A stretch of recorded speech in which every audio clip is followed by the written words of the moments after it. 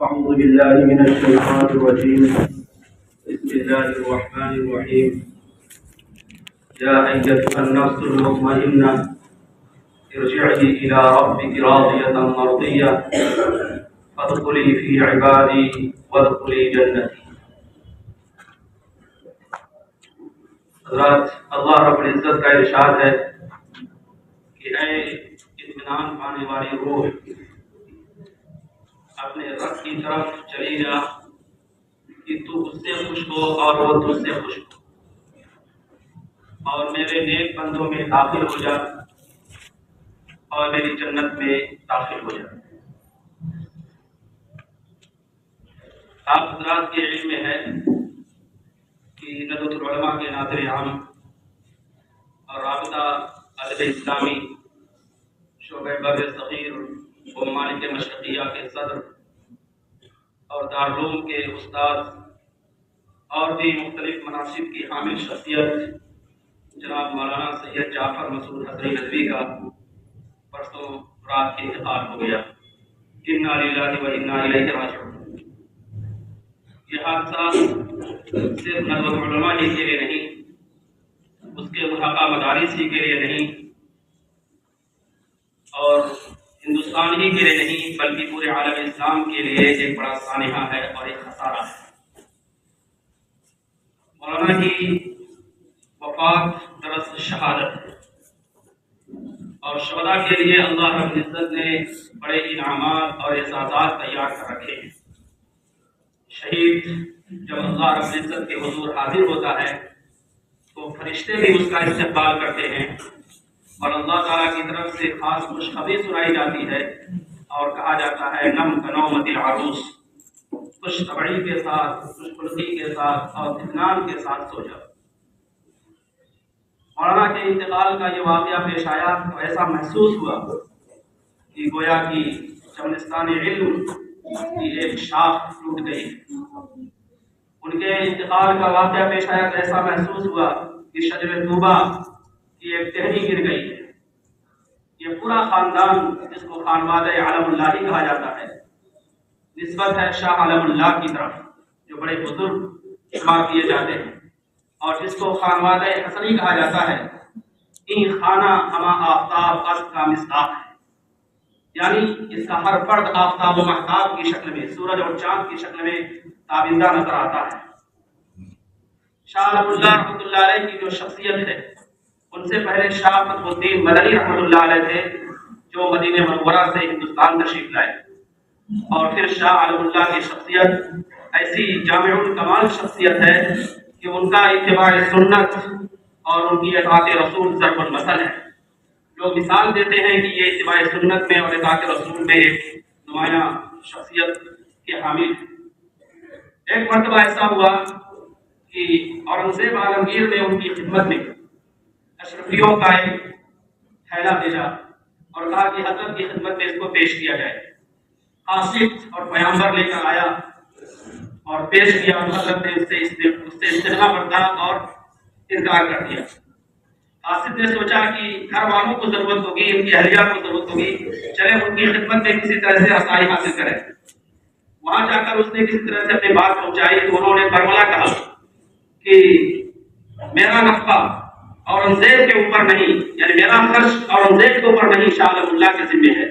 لہذا مجھے اورنگزیب عالمگیر کے رشتوں کی کوئی ضرورت نہیں ہے۔ یہ دنیا سے بے رغبتی ہے اور دنیا کی طرف توجہ نہ کرنا ہے، جس کے نتیجے میں اللہ رب العزت نے لوگوں کے دلوں میں محبوبیت ڈال دی تھی اور لوگ ان سے بے پناہ محبت کرتے تھے۔ شاید یہ واقعہ آپ کے ذہن میں ہو کہ شاہ عالم اللہ رحمۃ اللہ علیہ کے ایک صاحبزادے تھے، ان کا نام تھا ابو حنیفہ، جمع سال صاحبزادے تھے۔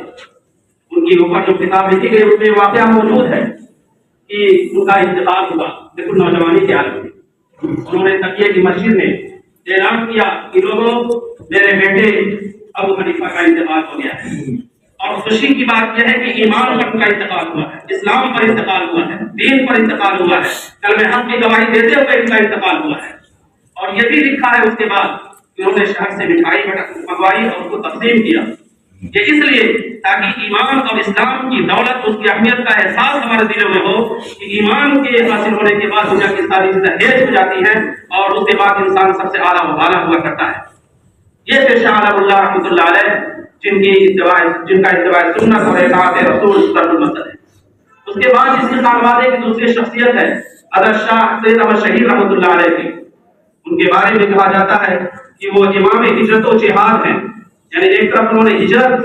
کے نظام کو بھی جائز ساری فرمایا اور جہاد کا جو ایک نظام متروک تھا، مہجور تھا، چھوٹا ہوا تھا، اس کو بھی انہوں نے آباد کیا۔ حج کا فریضہ لوگ چھوڑے ہوئے تھے اور کہتے تھے کہ سفر بہت پرخطر ہے، ایسے موقع پر انہوں نے اپنے قافلے کے ساتھ حج کا ایک نظام بنایا اور خود اس میں شریک رہے اور خود کی قیادت کی۔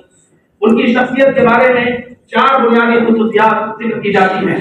سب سے پہلے یہ کہ وہ توحید پر قائم تھے، شرک سے بہت بیزار تھے، شرک ان کے قریب نہیں تھی، کسی طرح سے شرک کا کوئی صفت یا شرک کا کوئی حصہ ان کے قریب نہیں تھا۔ دوسری صفت ان کی شخصیت کے حوالے سے یہ ذکر کی جاتی ہے کہ وہ اتباع سنت کے اعلیٰ درجے کے پابند تھے اور اللہ کے رسول صلی اللہ علیہ وسلم کی حدیثوں کو دل و جان سے زیادہ عزیز رکھتے تھے اور اس پر عمل بھی کرتے تھے۔ اور تیسری چیز جو ذکر کی جاتی ہے تعلق مع اللہ، ذکر الہی اور وظائف کا بہت اہتمام تھا، جس کا نتیجہ یہ تھا کہ کوئی بھی چیز شریعت کے خلاف نہیں ہوتی تھی۔ ان کے بارے میں یہ بات بہت مشہور ہے کہ انہوں نے جوانی کے بعد، ہوش سنبھالنے کے بعد کوئی کام بلا نیت نہیں کیا،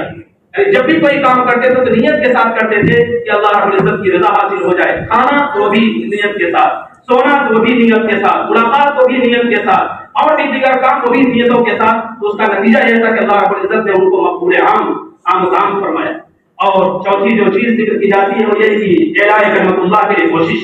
جہاد فی سبیل اللہ کے لیے کوشش، اور یہ کوشش ایسی ہے کہ اگر انسان اس کے بغیر مرتا ہے اور اس کی تمنا کے بغیر دنیا سے رخصت ہوتا ہے تو منافق کی موت مرتا ہے۔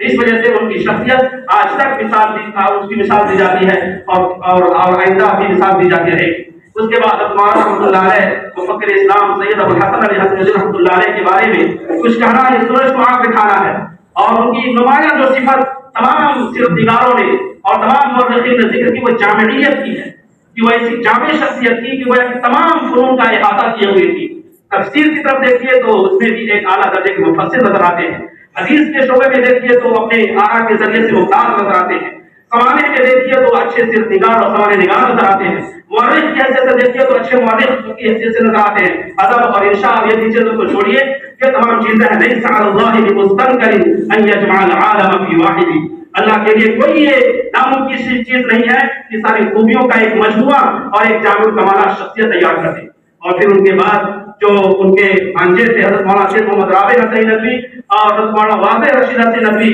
یہ دونوں آفتاب و مہتاب تھے، جنہوں نے اپنی حکمت کے ذریعے سے، اپنی فراست کے ذریعے سے، اپنی دانشمندی کے ذریعے سے اور اپنے قول و عمل کی جامعیت کے ذریعے سے ایسا نمونہ پیش کیا کہ رسم ہو یا بزم ہو، پاک دل و پاک بات کا نمونہ سامنے آتا تھا۔ انہی تمام امانتوں کے امین اور عظمتوں کے وارث تھے مولانا سید جعفر مسعود حسنی ندوی رحمۃ اللہ علیہ، اور انہوں نے جو زندگی گزاری ہے، ہم نے ذکر کیا ایک موقع پر کہ ان کی زندگی کے 3 پہلو ہیں۔ ایک پہلو وہ ہے جو تصنیفی زندگی ہے، اس میں بھی جو کچھ چھوڑا ہے وہ ما قل و دل کا نمونہ ہے، اور اسی کے ساتھ ساتھ ان کی جو تدریسی زندگی ہے اس میں شاگردوں کی ایک بڑی تعداد ہے جو ان سے استفادہ کرنے والی ہے، اور ایک زندگی وہ ہے جو دعوتی و اصلاحی ہے، اور اس میں انہوں نے اپنے بیانات کے ذریعے، اپنے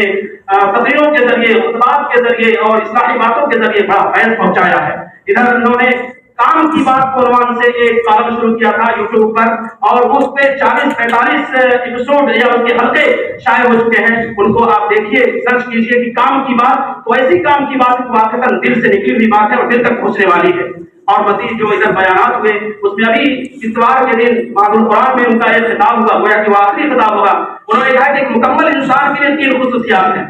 مکمل انسان کی 3 خصوصیات ہیں۔ سب سے پہلے یہ کہ انسان سنجیدگی کا حامل ہو، سریع الانفعال نہ ہو، غصے والا نہ ہو، جوش اور زیادہ بلبلے نہ ہو، بلکہ ہر بات کو سنجیدگی سے سمجھتا اور غور کرتا۔